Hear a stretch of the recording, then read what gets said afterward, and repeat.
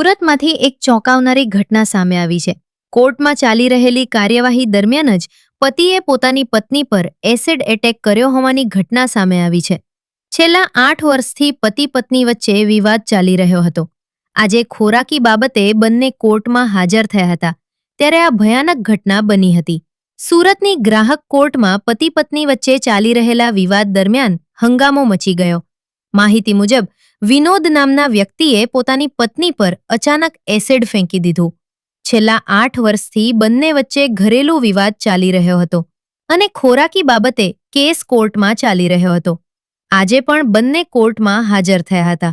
આરોપ છે કે પત્નીને ખોરાકી ન આપવી પડે તે માટે પતિએ આ ગંભીર પગલું ભર્યો। એસિડ એટેક બાદ વિનોદે પોતે પણ આપઘાત કરવાનો પ્રયાસ કર્યો હોવાનું જણાવવામાં આવી રહ્યું છે। ઘટના બાદ પોલીસ તરત જ ઘટના સ્થળે પહોંચી અને આરોપી સામે પત્નીની હત્યાના પ્રયાસનો ગુનો નોંધાયો છે।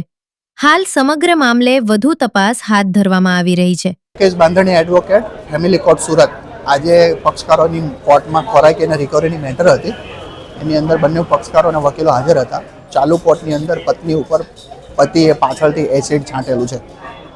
પતિએ પછી શું આ રીતના અગાઉ પણ કોર્ટમાં જુબાની આપવા આવેલા હતા પતિ, ત્યારે અગાઉ પણ 7 વર્ષ પહેલાં અટેમ્પ્ટ ટુ મર્ડરનો ગુનો ઓલરેડી એમના ઉપર દાખલ છે। હાલમાં આરોપી જે છે તે બેલ આઉટ છે અને આજે રિકવરીનો કેસ હતો, પોતે કોર્ટમાં પૈસા પત્નીને ન આપવા પડે તેથી કરીને આજે પત્ની ઉપર ફરી વખત એસિડ છાંટીને મર્ડરનો પ્રયત્ન કરેલો છે। આને તમે આજે એડવોકેટ તરીકે કઈ રીતે બોલવા છો?